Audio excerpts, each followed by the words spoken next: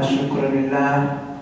Wassalatu wassalamu ala rasulillah wa ala alihi wa sahbihi wa mawala, amma ba'du. Bapak-bapak, ibu-ibu, jamaah sholat zuhur yang berbahagia, pada kesempatan ini kita berbicara tentang salaf. Ada salaf, ada salafi, ada salafiyah, ada salafus salih. Kita melihat ada fenomena penampilan orang-orang salafi di zaman sekarang, khususnya setelah tahun 90 kelihatannya berkembang.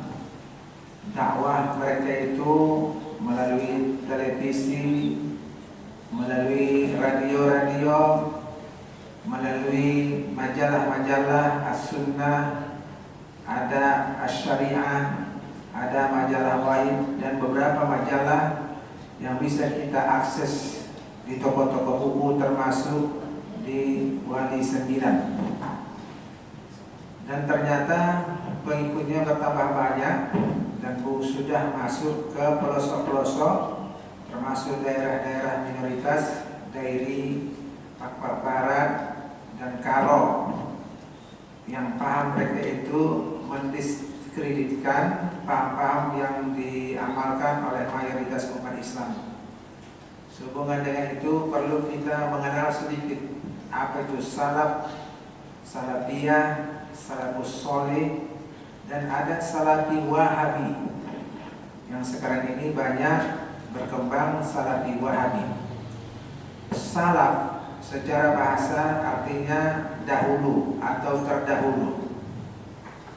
Kata kerja salafa banyak digunakan dalam Al-Quran, terutama ketika menjelaskan hukum-hukum yang baru dan kemudian dikecualikan hal-hal yang sudah lalu. Misalnya hukum sesuatu itu haram, qad illa ma qad salafa, kecuali yang telah terdahulu. Atau hukum sesuatu yang diterangkan itu halal, illa ma qad salafa, kecuali peristiwa-peristiwa yang sudah lalu, sudah dilakukan pada yang lalu, oleh karena belum lagi turun hukumnya yang sebenarnya. Jadi itu kata salafa, yang telah lalu, yang telah terdahulu terlaksana. Salafun, inilah kata yang menjadi akar kata bagi salafi atau salafiyah. Salaf itu artinya orang terdahulu, lawannya khalaf, orang yang belakangan datang. Salaf itu secara periodisasi adalah dibangsakan kepada orang-orang di zaman 3 abad awal dari Hijriyah. Abad pertama, abad kedua, abad ketiga dari Hijriyah, itu adalah masa salaf. Orangnya disebut salafus sholih. Salafus sholih artinya orang-orang mukmin, orang muslim terdahulu yang sholih-sholih. Disebut sholih oleh karena mereka berpegang teguh dan mengamalkan Al-Quran dan hadis saja. Orang yang mengamalkan Quran dan hadis saja, terutama di zaman lampau 3 abad pertama itu adalah orang-orang sholih, salafus sholih. Orang yang mengikuti cara itu salafi, yang dibangsakan kepada paham salafi. Golongan yang berpaham seperti itu namanya salafiyah, golongan salafi. Di antara ciri-ciri golongan salafi atau salafiyah ini tidak ada takwil, tidak mengenal interpretasi terhadap ayat-ayat Al-Quran. Ayat Al-Quran ini secara umum bisa dibagi kepada 2 kelompok. Satu muhkamat, yang kedua mutasyabihat. Muhkamat artinya ayat-ayat yang tegas, yang jelas maknanya. Dirikan sholat, perempuan khamar, maisir, judi, azlam, bertenung-tenung adalah haram, tegas maknanya. Qul huwallahu ahad, Allah itu esa. Wa ilahukum ilahun wahid, Tuhan kamu itu Tuhan yang esa. Lau kana fihima alihatani la fasadata, kalau ada Tuhan-Tuhan di langit dan di bumi, niscaya tidak jadi alam ini. Itu adalah ayat-ayat yang tegas. Tapi ada ayat-ayat yang samar, yang pelik dan sulit untuk ditafsirkan.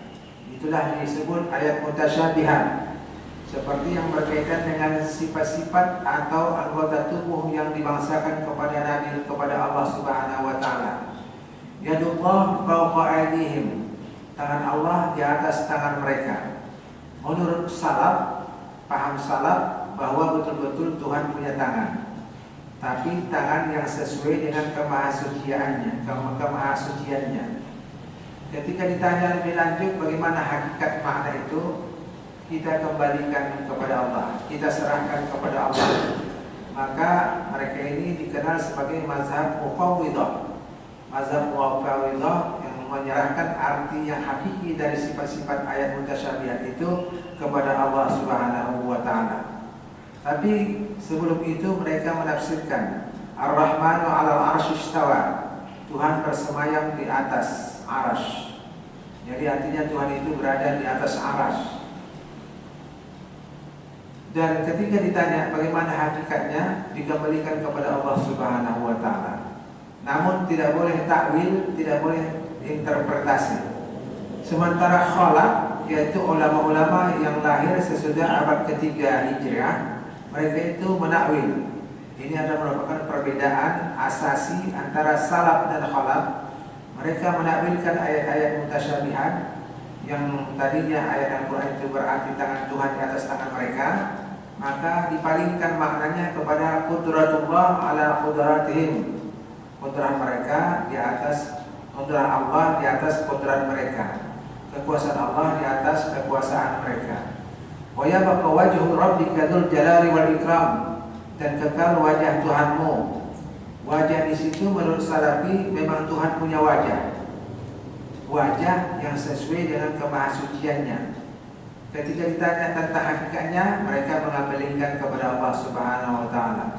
Jadi mereka salaf atau salafi mufawwidah, menyerahkan makna yang hakiki dari hal-hal yang mutasyabihat itu kepada Allah Subhanahu wa taala. Sementara khalaf, ulama yang datang belakangan sesudah abad ketiga Hijriah, mereka menakwilnya wajah itu adalah representasi dari semua zat, termasuk manusia. Kalau kita melihat tergelimpang manusia tidak ada wajahnya, maka kita tidak mengenalnya di jalan. Tapi kalau kita melihat wajahnya, walaupun tak ada badan dan tubuhnya, maka kita mengenal bahwa itu adalah si fulan. Berarti wajah ini representasi daripada seluruh tubuh kita. Artinya kalau dibangsakan kepada Allah Subhanahu wa taala, representasi dari zatnya. Maka kekal zat Allah Subhanahu wa taala, bukan kekal wajah Allah Subhanahu wa taala sebagaimana yang dipahamkan oleh Salafi. Imam Salafi itu dalam akidah terkenal adalah Imam Ahmad Ibnu Hanbal. Imam Ahmad Ibnu Hanbal begitu ketatnya mengartikan tidak boleh ada takwil, tidak boleh ada interpretasi, sehingga ketika ditanya oleh penguasa-penguasa Mu'tazilah tentang Al-Quran makhluk atau ghairu makhluk, menurut paham Mu'tazilah, Al-Quran yang ada ini adalah makhluk, dibuat dari kertas, dibakar akan terbakar, kalau dimasukkan ke air akan hancur. Ketika ditanya kepada Ahmad Ibnu Hanbal, apakah Al-Quran ini makhluk? Dia mengatakan ghairu makhluk, tidak makhluk. Mengapa? Bukan Ahmad Ibnu Hanbal tidak tahu bahwa Quran ini dicetak kertas, tetapi ada ta'adjuban, sopan santun kepada Allah Subhanahu wa taala, karena kalamullah itu ada pada zatnya, dan kalamullah itu ada yang munazzal, diturunkan dalam bentuk Al-Quran. Oleh karena isi Al-Quran ini sama persis dengan apa yang ada terkandung dalam kalam zat Allah, maka tidak sembarangan kita mengatakan Quran itu baru, melainkan kita mengatakan ghairu makhluk, tidak makhluk, ta'adduban karena beradab sopan santun kepada Allah, karena isi Al-Quran itu sama persis dengan apa yang ada terkandung pada kalamullah yang ada pada zatnya. Kalamullah itu ada kalam zati. Ketika kita belajar ilmu tauhid ada qudrah, irada, ilmu, hayat, sama, basar, kalam. Kalam itu adalah sifatun qadimatun qaimatun bi dzatihi ta'ala. Sifat yang qadim yang berdiri melekat pada zat Allah Subhanahu wa taala. Itu adalah kalam zati Allah Subhanahu wa taala. Ketika diturunkan seperti Quran, maka itu adalah kalam munazzal. Ada kalam zati pada zatnya, ada kalam munazzal. Oleh karena isi kalam munazzal itu sama dengan isi kalam zati, maka tidak sopanlah kita mengatakan kalamullah yang pada zatnya itu qadim, sedangkan kalam Allah yang diturunkannya itu adalah baharu.